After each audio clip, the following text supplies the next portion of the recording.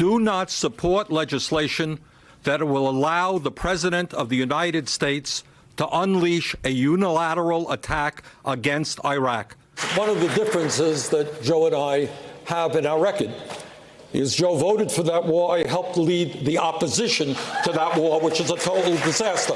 In 2002, when the Congress was debating whether or not we go into a war in Iraq, invade Iraq, I got up on the floor of the House and I said that would be a disaster. It would lead to unprecedented levels of chaos in the region.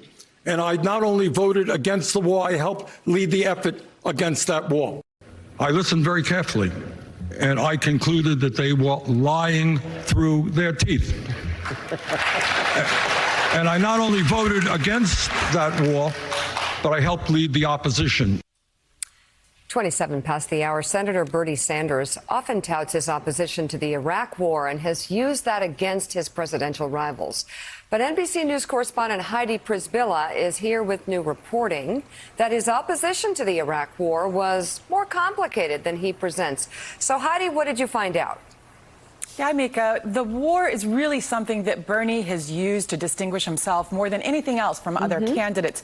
So we decided to take a closer look at his statements and his voting record from the time. And what we found was that while Bernie voted the same or voted differently than other Democrats, he actually looked at the same intelligence and made the same conclusion, Mika. And that was that the threat from Iraq at that time was not imminent, and that the United States should work with the UN. These are very similar comments that other Democrats, for example, like Joe Biden, were making, and that Bernie's real focus at that time was not on the questioning the intelligence. His real focus was on the unilateral strike. He did not want to see a unilateral strike by the United States. He didn't want the U.S. to act alone. And the difference, of course, and it's a big difference, was in how they voted. And Bernie, as you saw, really did go to the mat to say that a unilateral strike would be a big mistake. But there also is some evidence here in his voting record that he wasn't completely against the idea of war. In fact, he voted for an amendment, Mika, that was very similar to one that Joe Biden fought really hard for in the Senate,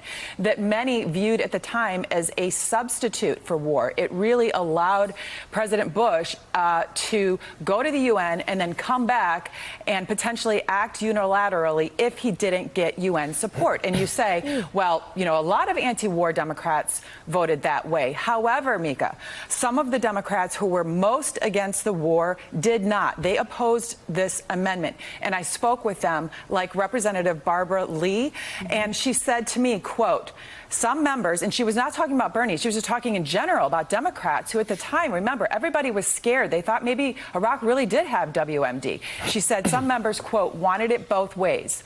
We had enough information to know there were no weapons there. And so the Sanders campaign says, look, this was a way to stop the war. But when I went back and looked at the coverage of the time of that amendment, it really was for Democrats who wanted to message. It was a messaging tool to say to their constituents, well, we're not completely against the war. We're just for war under the right circumstances, which is with UN support. All right. Interesting. Jonathan Lemire. Hey, Heidi, just following up on that. It does seem like that Bernie Sanders seems to get away with not providing a lot of the details sometimes, that he doesn't always get the scrutiny, perhaps about his records on guns or this here because you're reporting. It's just his supporters are so passionate, they just sort of follow him all the way through, even if he's not perhaps like naming price tags and how much some of his proposals are going to cost. But let me ask you this. You know, so much of his brand is being an anti-war candidate, being opposed to the Iraq war. I mean, you're showing this is more complicated, but is this going to matter? Are his supporters or those who are undecided, is this going to impact them at all in your estimation?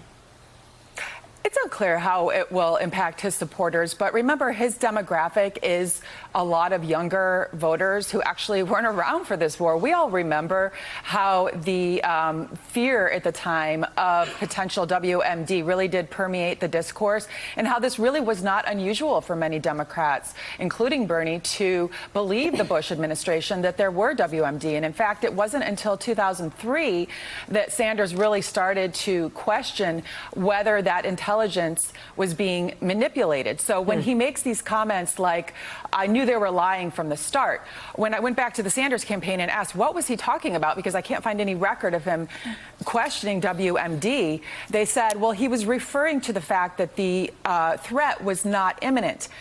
Fair enough, but that is the same as many other Democrats at the time. I found comments from Joe Biden, for example, stressing in a floor speech right before the vote, saying, I stress the war, the threat of WMD is not imminent.